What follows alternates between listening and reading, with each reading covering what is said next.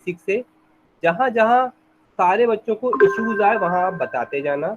अब आपके पास एक और समस्या आएगी, जब आप स्ट्रक्चर्ड प्रोग्रामिंग यूजिंग सी पढ़ोगे तो प्रोग्रामिंग यानी कि प्रैक्टिकल हैंड कैसे यूज करोगे।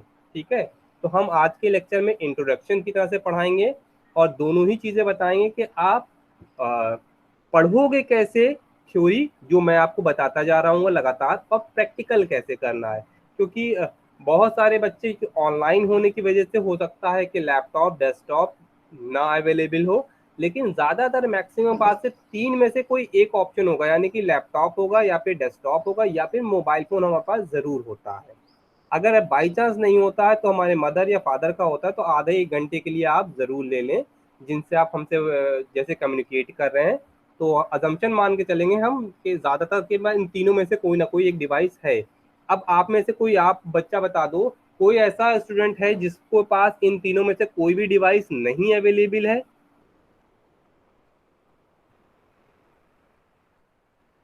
हाँ, यानी कि हम मान के चल रहे हैं कोई ना कोई डिवाइस अवेलेबल है। तो हम आपको जो प्रोग्राम्स को रन कराने का पैटर्न और सारी चीज़ें ऑनलाइन भी बता देंगे और ऑफलाइन भी बता देंगे। तो आपको वो कैसे इसको रन कराना है दोनों का पैटर्न पे हम लोग देख लेंगे। ईजी हो चुका है इस समय बहुत ज़्यादा, ऑनलाइन बहुत ईजिली हम प्रोग्राम बना सकते हैं और रन करा सकते हैं। तो चलिए हम स्टार्ट करते हैं अपनी लैंग्वेजेस को। हम वहीं से स्टार्ट करते हैं जहाँ से सर हमारी स्टार्ट। हाँ, ये पूछो बेटा। सर कुछ बोलो बच्चे बोलो। वेट कर रहे हैं सर, ज्वाइन कर लीजिए। यहाँ पे कोई ब्लिंक नहीं कर रहा है, हम देख तो रहे हैं, हम लगातार इसी पे स्क्रीन पे हैं। दोबारा से उससे कहो बच्चे से कि एक बार लिंक कर दे तो हम यहाँ पे दिख जाएगा, तो हम ज्वाइन करा लें। सर हो गया उसका ज्वाइन। हाँ, कह तो रहा हूँ, मैंने जितने सामने आया था सबको ओके कर दिया, वो रीज्वाइन हो रहा होगा बच्चा, इसलिए वहाँ पे बीच में होगा बफर में। चलो फिर हम अपनी स्क्रीन शेयर करते हैं।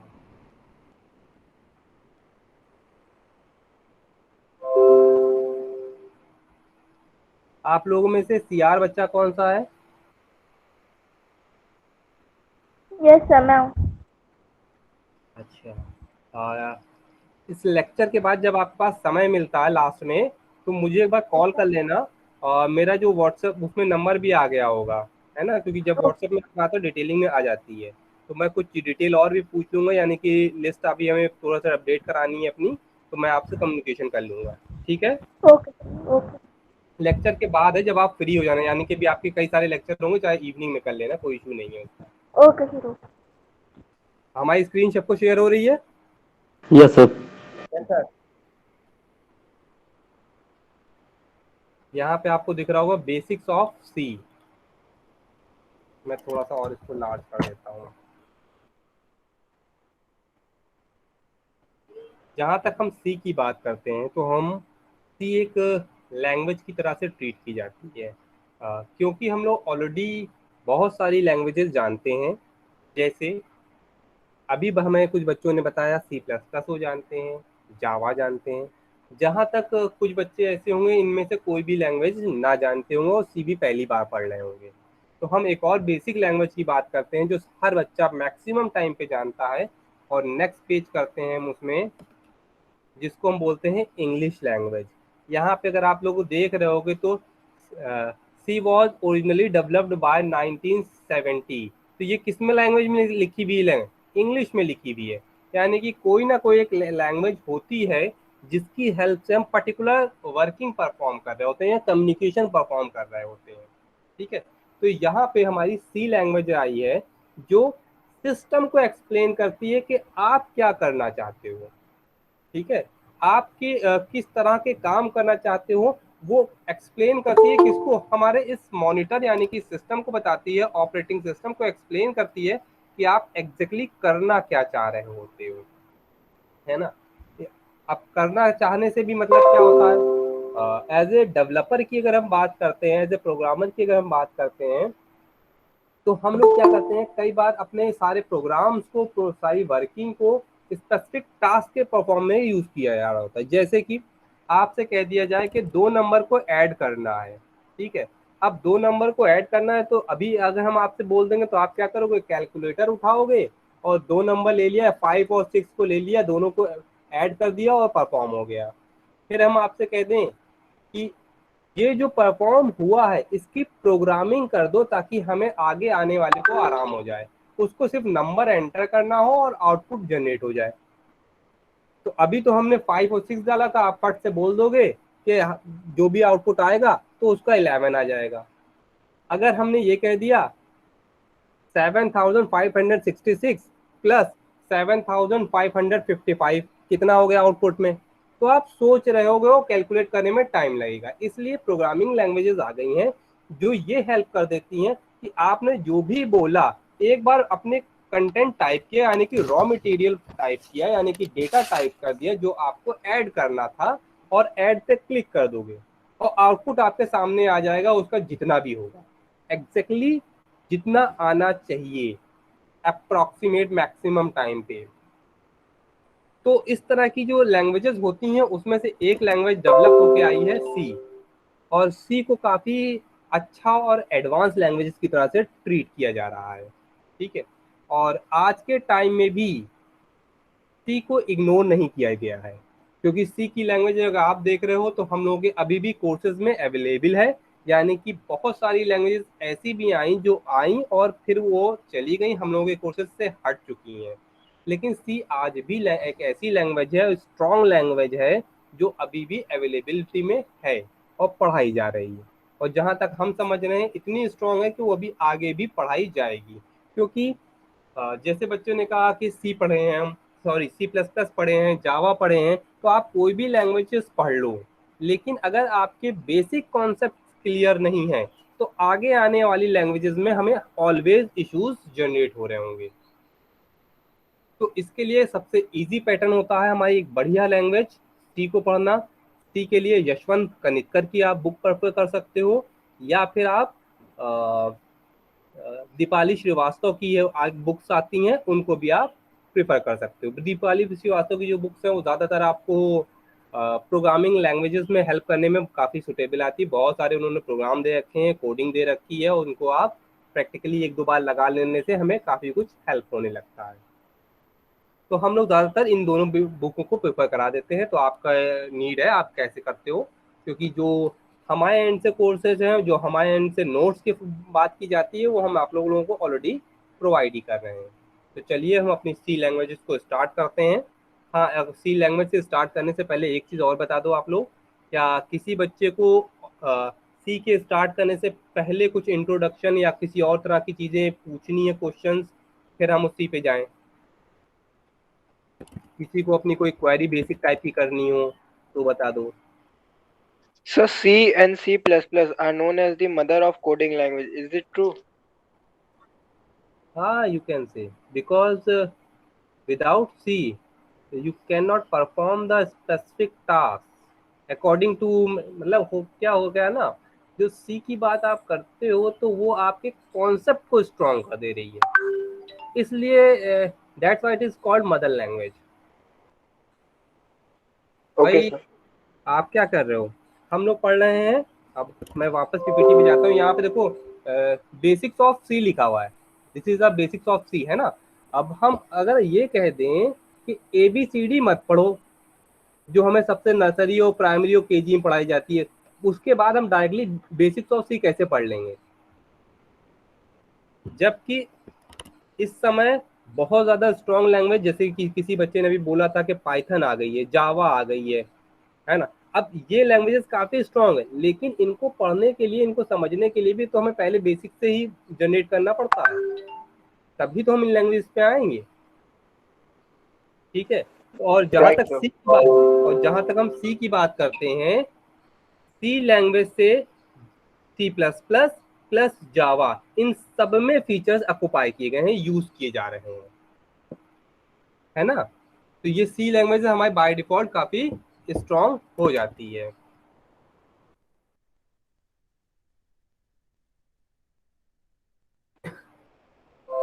चलिए हम अब सी लैंग्वेज पे आगे बढ़ते हैं, और किसी कुछ पूछना हो तो पूछ लो। अब यहाँ पे आप अपने पास कॉपी पेन उठा लेना, क्योंकि यहाँ पे सी से रेस्पेक्ट से कुछ चीज़ें सबसे ज़्यादा इंपॉर्टेंट हो जाती हैं जो आपको अपने टिप ऑफ टंग पे होनी चाहिए, है ना। तो हर कंडीशन पे आपके पास कॉपी पेन होगा। भले आगे हम आपको ये पीपीटी शेयर करा दें, प्रोवाइड करा दें, लेकिन अपने पास एक कॉपी पेन जरूर रखिएगा अगर हम कोई भी लैंग्वेजेस आप पढ़ रहे हो। रीजन क्या है, इसमें से कुछ चीजें आपको टिप ऑफ टंग हमने बोला, यानी कि आपको रटी होनी चाहिए, जैसे कि सी किस सन में डेवलप की गई थी। तो यहाँ पे मेंशन है she was originally developed in 1970s, यानी कि 1970 के अराउंड में सी को डेवलप किया गया था। अब जो सबसे ज्यादा इंपॉर्टेंट चीज आती है वो क्या है, डेनिस रिची, है ना। प्रोनाउंसिएशन अपने हिसाब से अपडेट कर लेना। डेनिस रिची हम लोग नॉर्मली कंसीडर करते हैं। तो डेनिस रिची सर जो थे उन्होंने ही इस सी को डेवलप किया था बेल लेबोरेटरी में। ठीक है, तो यहाँ पे ऑलरेडी जो है बेल टेलीफोनिक लेबोरेटरी की तरह से ट्रीट किया जा रहा होता है इसको। क्लियर है इतना? सारे बच्चों ने नोट किया है? Yes sir. Yes, sir. इतना जरूर ध्यान रखना कि ये जो मैंने एम्फेसाइज करके आपको 2 वर्ड स्पेशली रूप से मेंशन किए हैं, वो इसलिए किए हैं क्योंकि आप आगे आने वाले जितने भी इंटरव्यूज हैं उनमें इन नामों को और इस सन को ऑलवेज देखते ही रहोगे।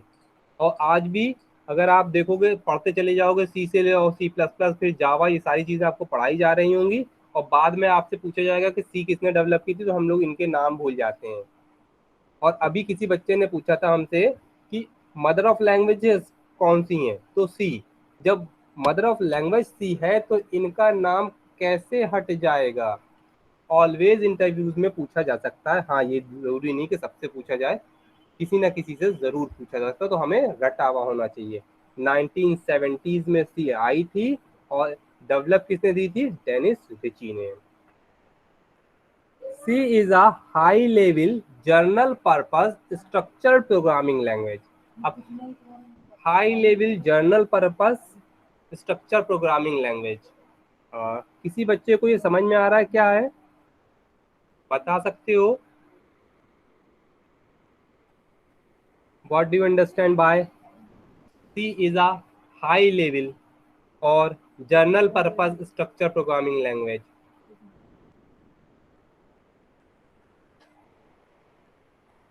अब हाई लेवल के लिए सबसे इजी पैटर्न जो सामने लिखा हुआ है, हम क्या पढ़ रहे हैं? इंग्लिश में हम क्या मेंशन कर रहे हैं? C is a high level general purpose programming language. ये बाइनरी यानी कि 0-1 या मशीन लेवल या असेंबली लेवल में नहीं लिखा गया है, यानी कि सी के अंदर भी हम कुछ कोडिंग इसी पैटर्न पे करते हैं जिसमें हमारा ज़्यादातर पूरी की पूरी इंग्लिश आ रही होती है और हम इजिली डेवलप कर सकते हैं। वैसे इस कॉन्सेप्ट के लिए हाई लेवल के लिए नेक्स्ट स्लाइड में भी मेंशन कर दिया गया है। देखिए यहाँ पे भी यही चीज मेंशन है, it is a considered a high level, it allow the programmer to concentrate on the problem. आप इसमें कहाँ पे कॉन्सेंट्रेट, प्रॉब्लम पे कॉन्सेंट्रेट करते हो, ना कि हम इस पे ध्यान दें कि हमें मशीन लेवल लैंग्वेज के अकॉर्डिंग वर्क करना है ना, at the hand, and not worried about the machine that programming will be using. हम मशीन का ध्यान नहीं रखते, हम प्रोग्राम जो प्रॉब्लम होता है उसको सॉल्व करने पे एम्फेसाइज करते हैं। और प्रॉब्लम सॉल्व करने में सबसे ज़्यादा हेल्प करती है हमें हाई लेवल लैंग्वेज, यानी कि हम जिस लैंग्वेज को पढ़ रहे हैं इजिली, इसी लैंग्वेज में हम काम भी करने लगते हैं। काफ़ी कुछ सिमिलर नहीं है एग्जैक्टली, लेकिन बहुत कुछ सिमिलर आ जाती है हाई लेवल लैंग्वेज में। आप बहुत कुछ सारा कुछ लिखो भी किसमें, अपनी इंग्लिश लैंग्वेज में नॉर्मली आप लिख रहे होगे, तो आपको इश्यूज नहीं आते बहुत ज़्यादा कुछ इसमें। चलिए इस पर भी वापस आएंगे। अब इसके बाद एक और चीज़ आ जाती है, इन्होंने कहा है कि journal purpose structured programming language, है ना। अभी जो सी प्लस प्लस और जावा वाले बच्चे हैं वो अपने कॉन्सेप्ट को अलग रख दें, क्योंकि वहाँ पे आप लोगों ने क्लास बनाया होगा और उसके अंदर मेथड्स बना रहे होंगे। यहाँ पे इस तरह का काम थोड़ा सा कम होता है। हम आपको पहुँचाते हैं, अब दो चीज़ें एक्सप्लेन करते हैं। नेट पे जाएंगे, गूगल आप ओपन कर लेना, हाउ टू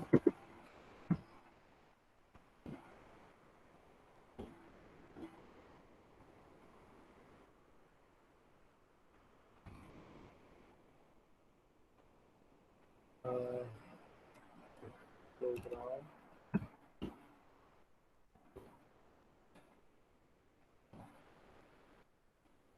इस तरह से कुछ भी लिख के आप एंटर कर दोगे तो ढेर सारे आपके कंपाइलर ये देखो सामने अवेलेबिलिटी में आ गए हैं। अब मैं आपको वहां पे पहुंचा दिया, सारे बच्चों को विजिबिलिटी में आ रहा है ये स्क्रीन?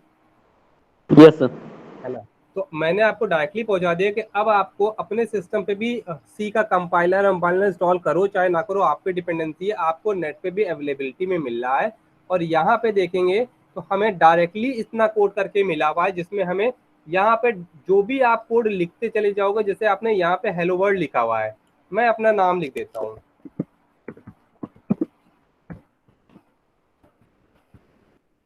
ठीक। और रन, यहाँ पे एक रन बटन दिख रहा होगा, ये रन कर देते हैं। जैसे ही हमने इस रन पे क्लिक कर दिया, हमारा आउटपुट जनरेट होके आ गया, यानी कि अशोक मसीह हमें कंसोल पे लिख के मिल जाएगा। ठीक है, तो यहां से स्टार्ट हुआ है आपका और यहाँ पे वाइंड अप हुआ है।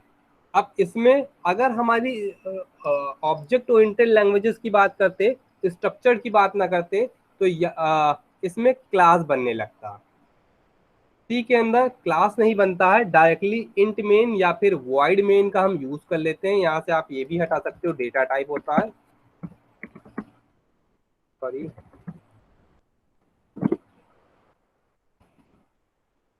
मेरा कीबोर्ड थोड़ा सा गड़बड़ है। वॉइड मेन लिख दोगे और रिटर्न को भी आप स्टॉप कर दो, कमेंट बना देते हो, और उसके बाद भी आप रन करोगे तो आपका सेम आउटपुट जनरेट कर देगा।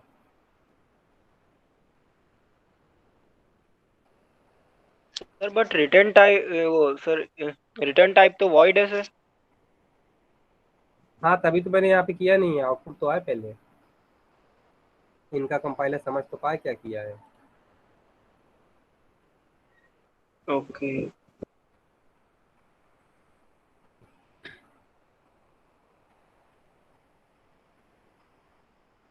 क्योंकि जो ऑनलाइन कंपाइलर होंगे उनमें हो सकता है कि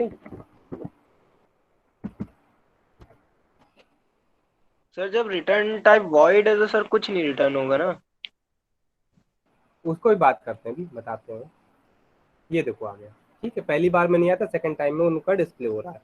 अगर हम इसमें नाम भी चेंज कर देंगे,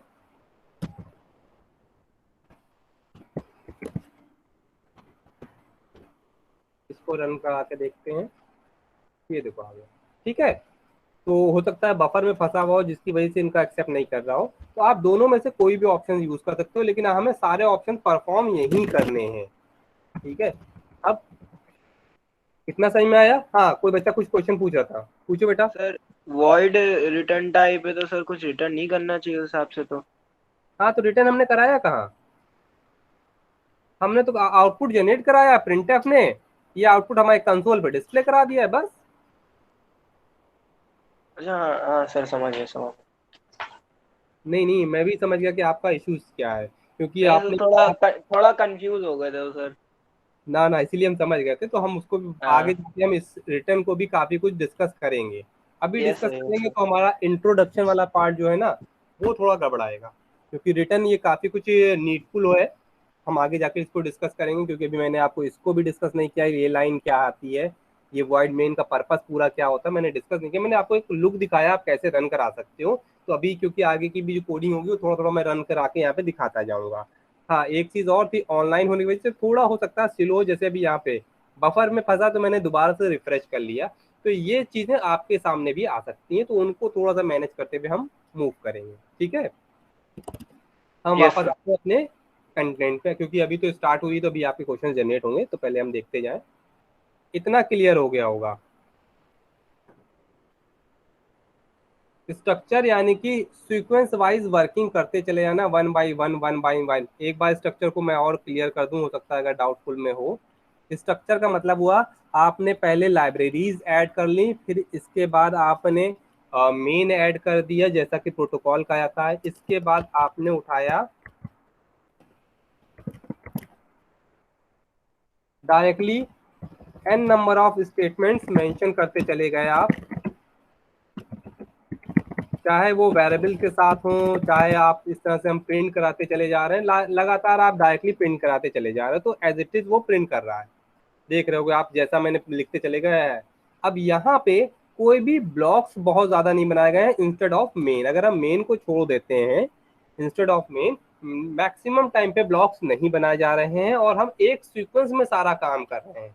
यानी कि हम एक स्ट्रक्चर बनाते चले जा रहे हैं, टॉप टू बॉटम की तरह से हमें ये रीड किया जा रहा होगा। जब कंपाइलर आएगा तो टॉप टू बॉटम रीड करेगा इसको पूरा पूरा। क्लियर होगा थोड़ा बहुत ये?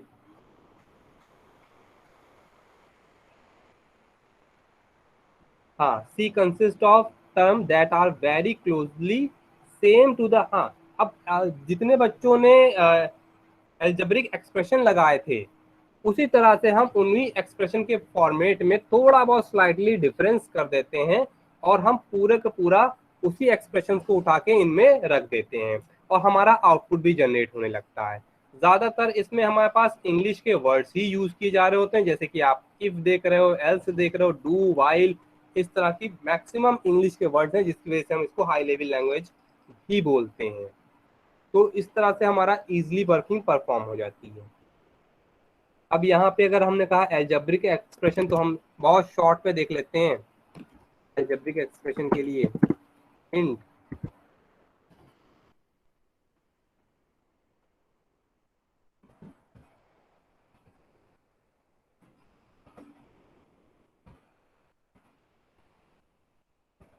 हमने 3 वेरिएबल्स लिए हैं। वेरिएबल अभी मैं बताऊंगा। एक वेरिएबल्स ऐसे कंटेंट होते हैं जिनके अंदर आपकी वैल्यूज को स्टोर कर दिया जाता है ना। तो अभी अगर हम आपसे कहें तो आपको 2 वैल्यूज को ऐड करना है, यानी कि 9 और 6 को ऐड करना है, तो आप क्या करोगे?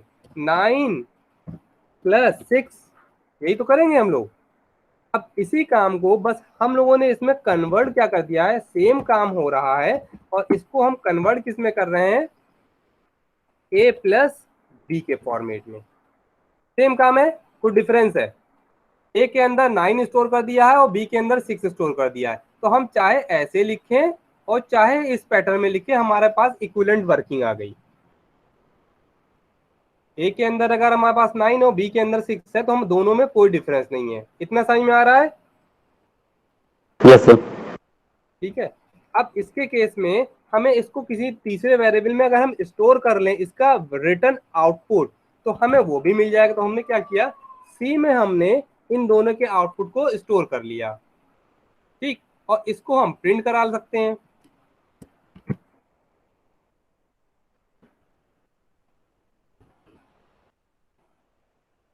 रिमेनिंग को हम अभी डिलीट कर देते हैं, नहीं तो आपको कंफ्यूजन जनरेट करेगा। अच्छा, सेमीकोलन लगाना भूल जाएंगे तो जैसे हमारे पास आई है एरर, वैसे आपके पास भी आ जाएगी। और क्या चीज मिसिंग कर दी हमने यहाँ पे? कॉमा 15 और 9 + 6 कितना हुआ? 15। आउटपुट जैसा भी आप जनरेट किया वैसा आपका आउटपुट जनरेट होके आ गया। अब हमें बस ये ध्यान में रखना है कि हमारा जहाँ पे 9 और 6 था उसकी हमने वैल्यूज चेंज की। अब आपको आउटपुट में दिखाया, जैसे आप कैलकुलेटर बनाते हो तो आपने कुछ ऐसा बना लोगे कि 2 ऐसे ब्लॉक है जिनके अंदर हमें वैल्यूज चेंज करनी। तो हमने 6 को उठाया, 9 प्लस हमारा पास 8 को हमने चेंज कर दिया और फिर से रन कराया 17। अब आपको ये वाला दिमाग नहीं लगाना है कि किस तरह से आपको करना था, आपको सिर्फ वैल्यूज में वेरिएशन करना है और आपका आउटपुट ऑटोमेटिकली इस साइड में जनरेट होके आ जाएगा। यही काम होता है एज ए प्रोग्रामर का कि हमें इस तरह से आपकी वैल्यूज को वेरिएबल में स्टोर कर दो और फिर उन पे हम काम करने लगे।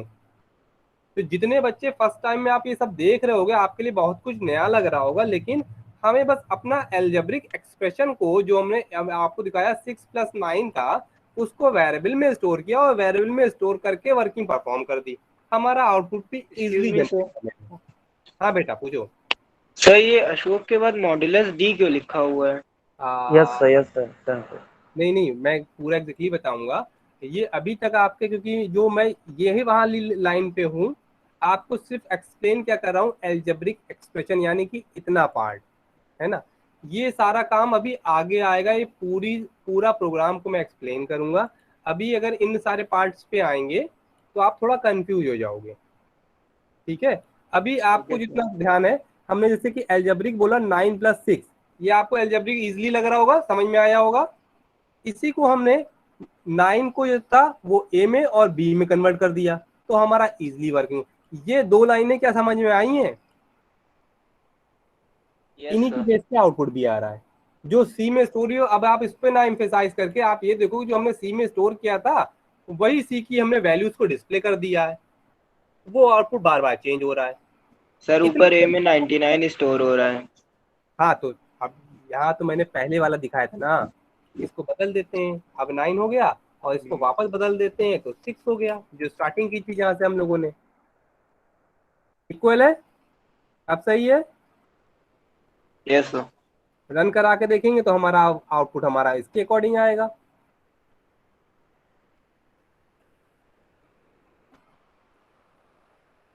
बस ऑनलाइन में आपको यही थोड़ा सा वेट करना पड़ता है समटाइम। सर आउटपुट शो कहाँ हो रहा है सर? ये क्या आया है, अब देखो मैंने 2-3 बार क्लिक कर दिया तो उतनी बार रन कर दिया, सिंगल टाइम का इतना आउटपुट है। 3 बार क्लिक कर दिया तो 3 बार रन कर गया। क्लियर कर दो और फिर से रन करा दो, एक बार आएगा लेकिन वेट करोगे तो आंसर आएगा थोड़ा सा इसका, ये देखो। और 9+6 का आउटपुट कितना होगा 15। तो जैसे अगर हम इसको ऐड करते हो हमें आउटपुट मिलता है कैलकुलेटर में, जैसे कि अगर आप यहाँ पे देखो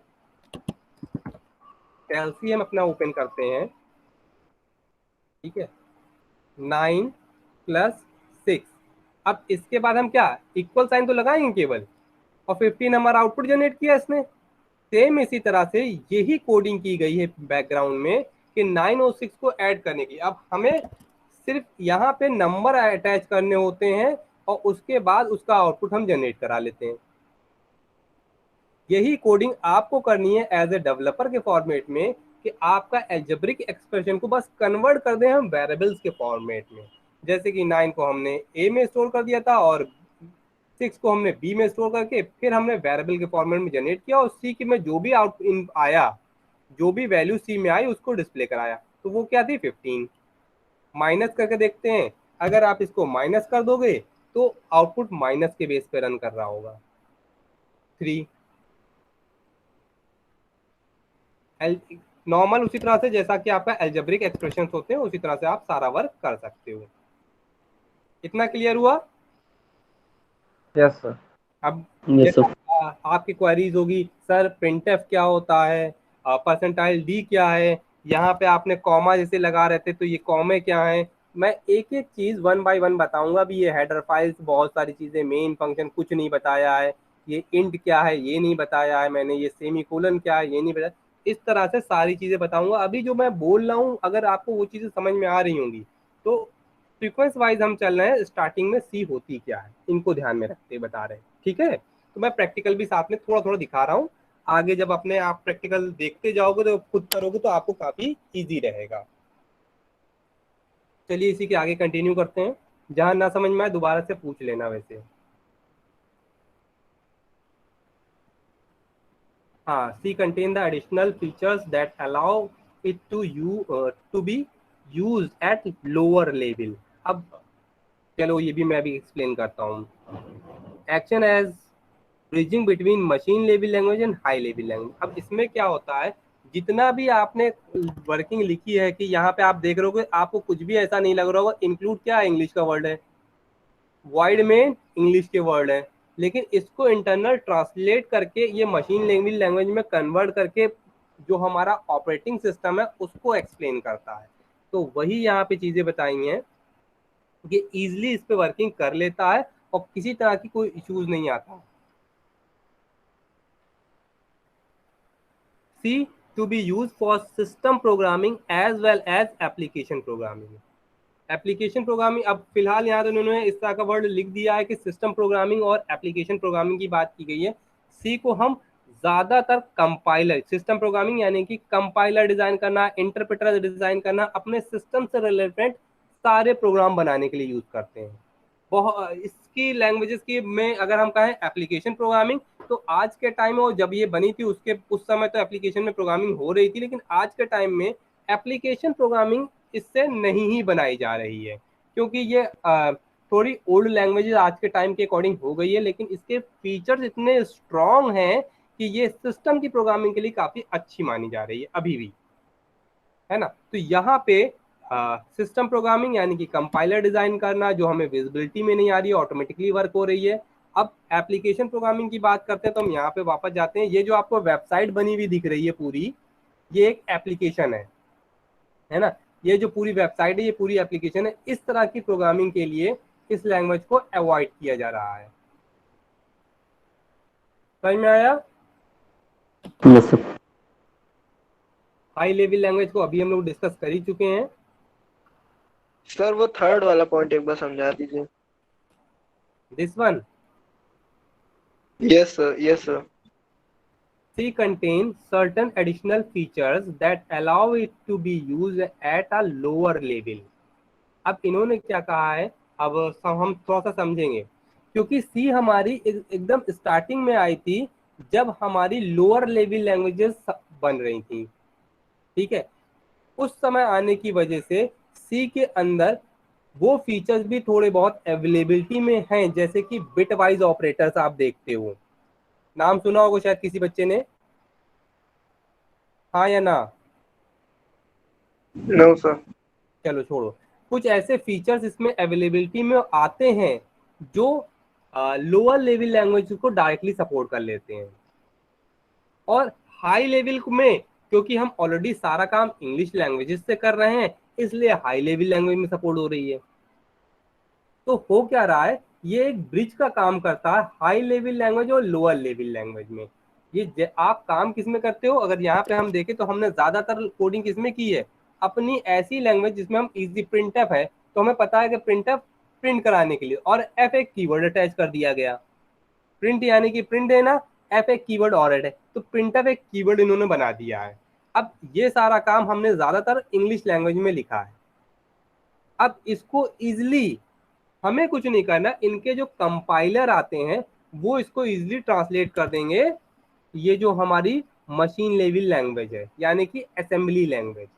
अब ये बताओ किसी को असेंबली लैंग्वेज पता है, क्योंकि मशीन लेवल लैंग्वेज और असेंबली लैंग्वेज में थोड़ा सा डिफरेंस होता है, क्या वो पता है, हाँ या ना?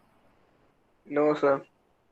तो शॉर्ट पे समझाते हैं बहुत। मशीन लेवल लैंग्वेज यानी कि 0 और 1 की कोडिंग, आप सारा काम 0-1 में, ये जितना काम यहाँ पे लिखा गया है ये सारा काम आप 0-1 की कोडिंग से भी कर सकते हो। अब यहाँ पे जो एक्सप्लेन कर रहे हैं वो यही एक्सप्लेन कर रहे हैं, हमने इंग्लिश लैंग्वेज में लिखा, फिर इसके लिए एक और कंपाइलर, या फिर आप कंपाइलर ना कह के अपने समझने के लिए आप ये समझ सकते हो ट्रांसलेटर, ट्रांसलेटर ले लिया उसने, आपकी हाई लेवल लैंग्वेज को ट्रांसलेट करके मशीन लेवल यानी कि 0-1 में कन्वर्ट कर दिया, ठीक है। तो ये क्या हुआ, एक ब्रिज का काम किया इसने इंटरनल, और हमारा आउटपुट सिस्टम को एक्सप्लेन किया 0-1, क्योंकि हमारा सिस्टम जितने भी सिस्टम्स हैं वो कौन सी लैंग्वेज समझते हैं, मशीन लेवल लैंग्वेज, और मशीन लेवल लैंग्वेज है कौन सी, 0-1 में लिखना, और 0-1 का मतलब हो गया आपको एक ऐसा कॉन्सेप्ट चाहिए, कंपाइलर चाहिए जो इसको एक्सप्लेन कर पाए और 0-1 में कन्वर्ट करके आपकी गलतियां हो तो आपको बता दे और मशीन के अकॉर्डिंग आउटपुट सही से जनरेट करके प्रोवाइड करा दे, ठीक है। चलो इसको Yes, एक दो बार और डिस्कस कर लेंगे। तो अभी एक दो बार अपने एंड से भी आप लोग पढ़ के देख लेना, तो जहां जहां हम लोग फंसते जाएंगे वहां पर दोबारा रिवीजन कराएंगे, जब दोबारा रिवीजन कराएंगे तो और अच्छा समझ में आएगा, ठीक है। ये भी हो गया था, इसको भी आप लोग जितना पढ़ा देंगे उसको रिवीजन कर लेना, नेक्स्ट क्लास में हम वहीं से ही इसको रिवाइज कराएंगे और आगे बढ़ जाएंगे। इतना क्लियर था? आगे बढ़ जाए करेक्टर सेट पे, हाँ या ना? Yes sir. ठीक है, हम लोग बढ़ते हैं करेक्टर सेट पे, क्योंकि करेक्टर सेट के बिना हमारा काम हो नहीं सकता है, तो हम करेक्टर सेट को समझेंगे ये होता क्या चीज है।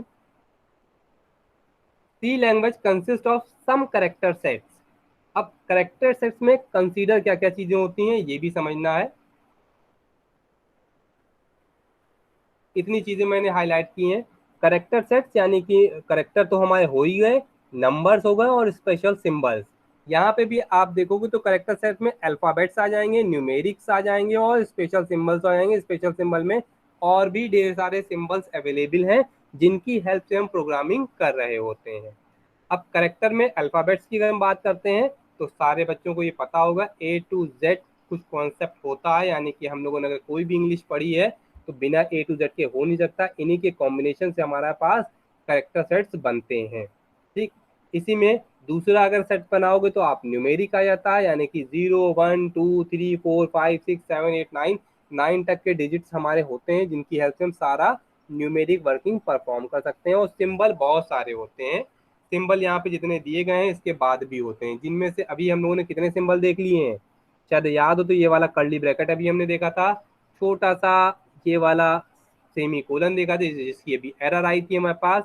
तो अगर यहाँ पे वापस कोडिंग पे जाते हैं तो ये देखो आप, ये हम आपके बता रहे हैं, ये सिंबल्स आ गए हमने, ये आपका एक छोटा सा सेमी कोलन दिख रहा होगा आपको, और ये हमारा एक कॉमा दिख रहा है। तो इस तरह से हमारे स्पेशल सिंबल्स भी अवेलेबल हैं ढेर सारे, जिनकी हेल्प से हम अपनी प्रोग्रामिंग में थोड़ा बहुत हेल्प लेते चले जाते हैं और वर्किंग कंसीडर करते चले जाते हैं।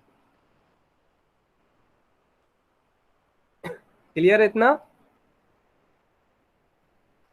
Yes, sir.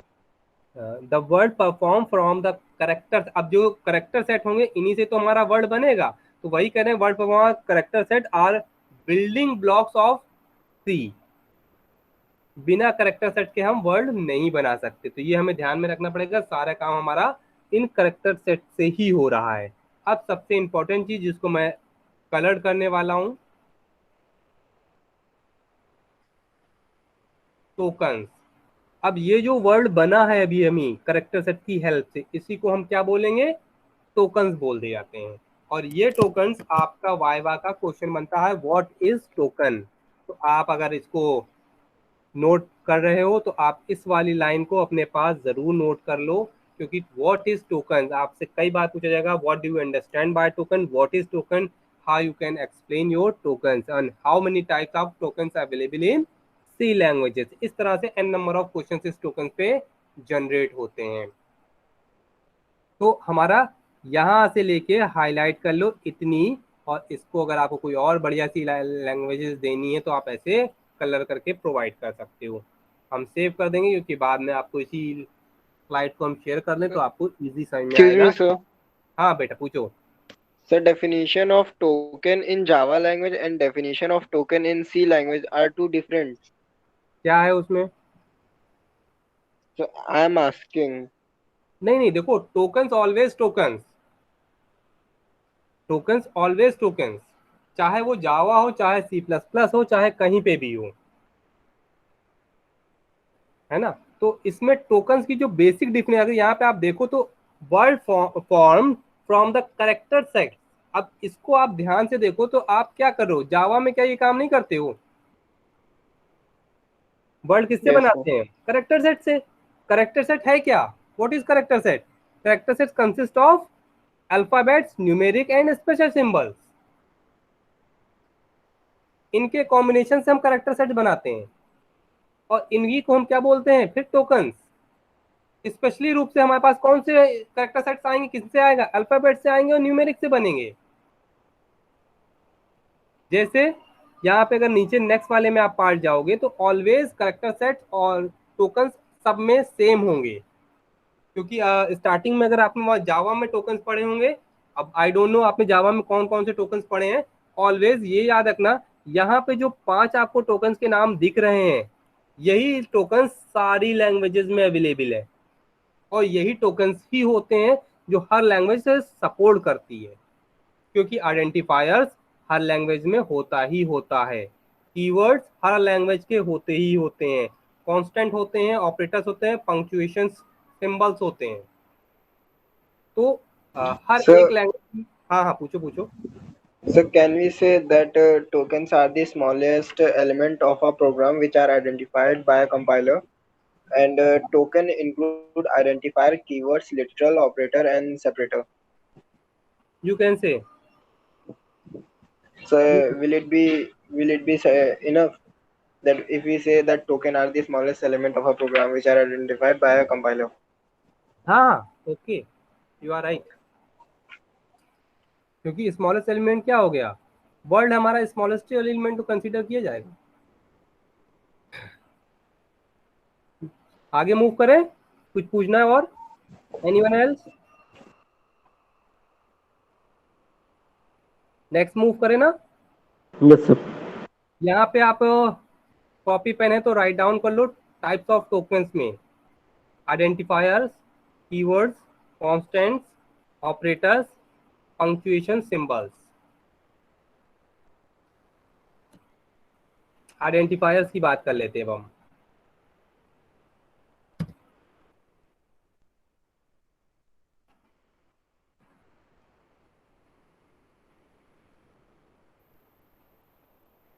अब यहाँ पे जो बात की जा रही है, two types of elements used, user defined and system defined. यहाँ पे दो तरह के हमारे पास एलिमेंट्स अवेलेबिलिटी में आते हैं। एक होता है यूजर डिफाइंड और दूसरा होता है सिस्टम डिफाइंड।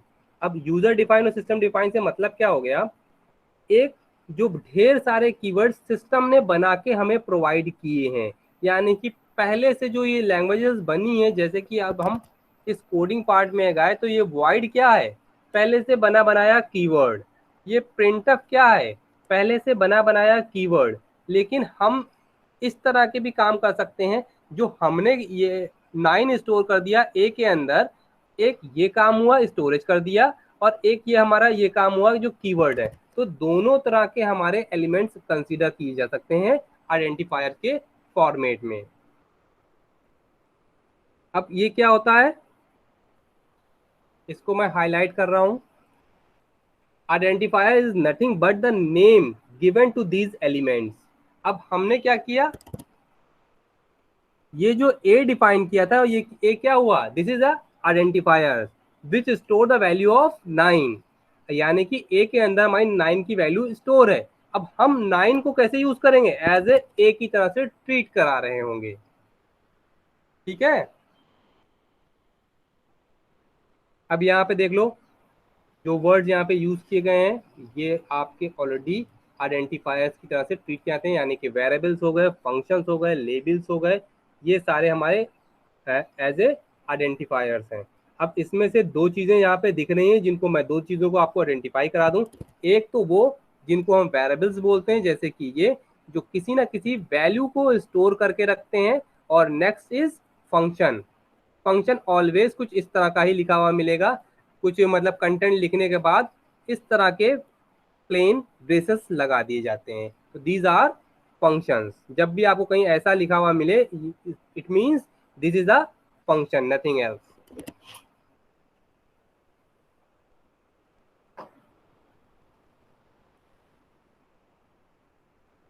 इसकी रिक्वायरमेंट तो नहीं है। सर एक बार आइडेंटिफायर समझा दीजिए सर। अच्छा ठीक है, यहाँ वाला पार्ट समझने की कोशिश कर रहे हो आप? हाँ सर, ये सब पढ़ा था लेकिन सर भूल गए बहुत। कोई दिक्कत नहीं है, फिर से रिपीट कर देते हैं। देखो, इन्होंने कहा है आइडेंटिफायर्स की बात की गई है। दो तरह के आइडेंटिफायर्स होते हैं, एक सिस्टम डिफाइन, यानी कि सिस्टम ने बहुत सारे आइडेंटिफायर्स बना के रखे हैं, हम उनका यूज भी करते हैं अपने प्रोग्राम्स में। जैसे कीवर्ड आप ले लेते हो, कीवर्ड क्या है, पहले से बना है वॉइड, इंट, फ्लोट, डबल, ये सारे हमारे पहले से बने बनाए कीवर्ड्स हैं जिनका हम यूज कर रहे हैं, यानी कि किसी ना किसी स्पेसिफिक चीज को आइडेंटिफाई कर रहे हैं। अब आइडेंटिफायर्स कीवर्ड से हम जाएंगे, यानी कि आइडेंटिफाई करना किसी समथिंग चीज को। तो आइडेंटिफाई करने के लिए हमें रिक्वायरमेंट किस चीज की पड़ेगी, किसी ना किसी नेम की रिक्वायरमेंट पड़ती है, जिसकी हेल्प से हम आइडेंटिफाई करते हैं। भाई बेटा आपका नाम क्या था अभी जिसने बोला था? ऋषभ। ऋषभ। अब अगर हम वापस आप लोगों के पास जाते हैं यहाँ पे और यहाँ पे, तो how many Rishabh are in this group? और कोई ऋषभ है? No sir, only one. Sometimes हो सकता है कि 2 और 3 ऋषभ अवेलेबल हो जाएं, है ना। उस केस में हम कैसे आइडेंटिफाई करेंगे, रोल नंबर वाइज। अभी तो आप ऋषभ सिंगल थे, डायरेक्टली ऋषभ पूछा तो आप बता दोगे ऋषभ प्रेजेंट, है ना। तो आप अगर आपको आइडेंटिफाई करना होगा तो किससे आइडेंटिफाई करेंगे, आपके नेम के थ्रू। नेम में हिडन क्या है, रोल नंबर, आपकी बैकग्राउंड की कंप्लीट डिटेल, आपका पूरा सीवी, सब कुछ आपका हिडन है, स्टोर है आपके नेम के अंदर, यानी कि ऋषभ के साथ आपकी पूरी बैकग्राउंड स्टोरेज आ रहा है।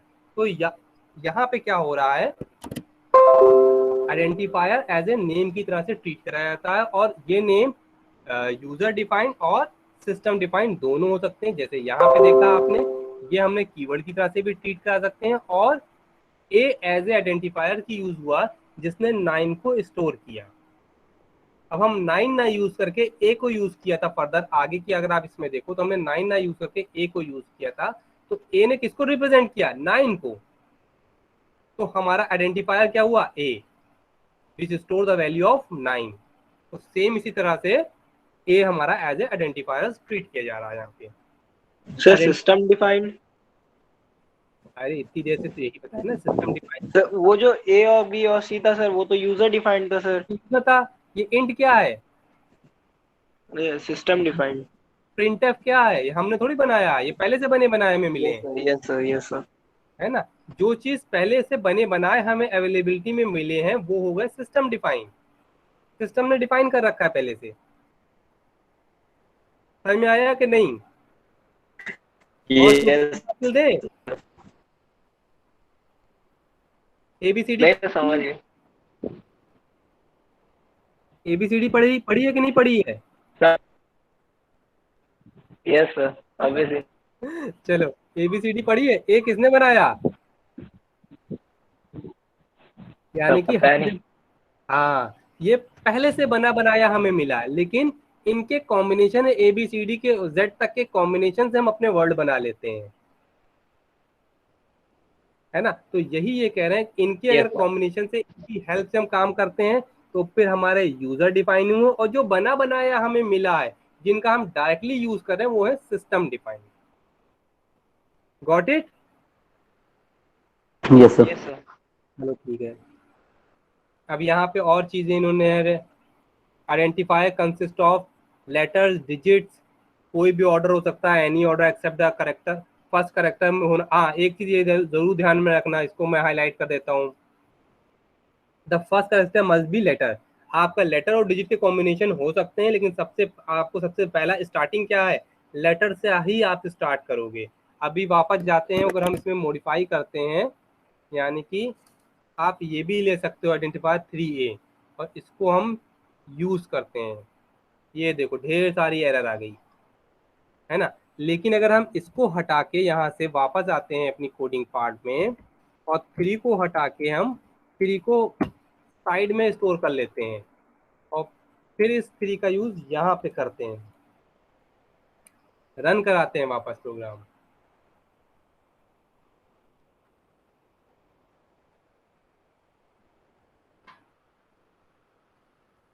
ये देखो आउटपुट आ गया हमारा। तो ये चीज हमें ध्यान में रखना है कि हमारी स्टार्टिंग जो है ऑलवेज करेक्टर से आप करोगे। अपर और लोअर के 2 लेटर की तरह से ट्रीट किए जाएंगे, क्योंकि सी लैंग्वेज भी हमारी केस सेंसिटिव लैंग्वेज है। केस सेंसिटिव मींस कैपिटल और स्मॉल 2 डिफरेंट वेरिएबल की तरह से ट्रीट होंगे। जैसे कि अगर हम वापस इस पे जाते हैं, वो आपको एक्सप्लेन करते हैं। आपने यहाँ पे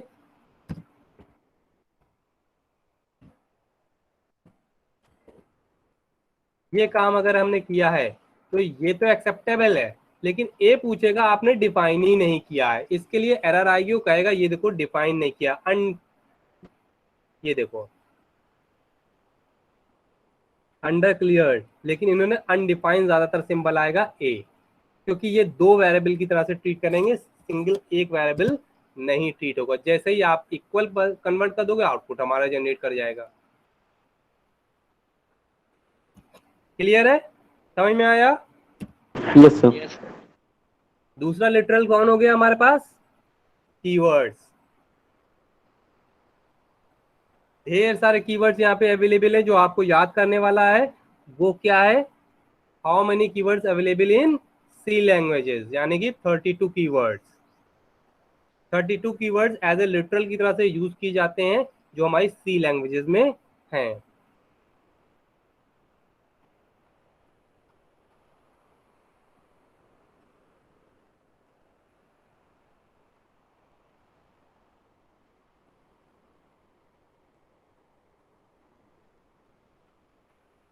मैं आपके लिए इसीलिए वो जो कीवर्ड्स को हाईलाइट और वो चीजें हैं, रिजर्व वर्ड्स। कीवर्ड्स क्या है?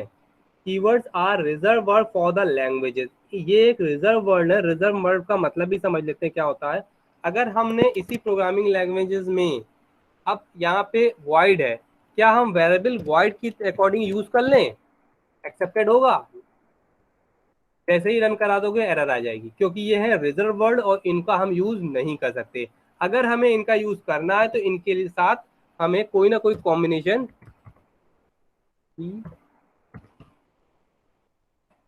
दूसरा कॉम्बिनेशन जनरेट कर दें तो हमारा वर्किंग में आ जाएगा, क्योंकि इसकी एरर नहीं आ रही है। आप देख रहे हो कि वर्ड हमारा नॉर्मल हो जाएगा। और इसी चीज को आप यहाँ से हटा के यहाँ पे भी मेंशन कर दो, यानी कि हमारे पास दोनों जगह आ जाएगा, तो आपका प्रोग्राम भी रन कर जाएगा। रिजर्व वर्ड यूज नहीं करना है, ये ध्यान रखना। अगर करना है तो उसका कॉम्बिनेशन दूसरा कर दें, क्योंकि जैसे ही आप किसी दूसरे कीवर्ड, किसी दूसरे करेक्टर, चाहे वो न्यूमेरिक हो चाहे वो करेक्टर हो, ऐड करते हैं, वो वर्ड दूसरा बन जाता है। तो रिजर्व वर्ड का आप यूज नहीं कर सकते, ये ऑलवेज ध्यान रखना है।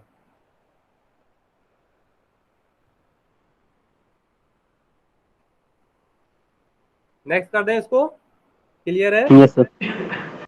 अरे एक चीज और भी तो ध्यान दो, टाइम भी तो हो रहा है अपने लोगों का। यहीं पे रोकते हैं। Yes sir. जब भी हमारे लोगों की नेक्स्ट क्लास होगी तो यहीं से ही हम लोग कंटिन्यू कर लेंगे। इतना रिवीजन करेंगे पहले, फिर हम यहीं से कंटिन्यू कर लेंगे। ठीक है, तो हम अटेंडेंस ले लेते हैं आप लोगों की, वेट कर लेना। Yes sir.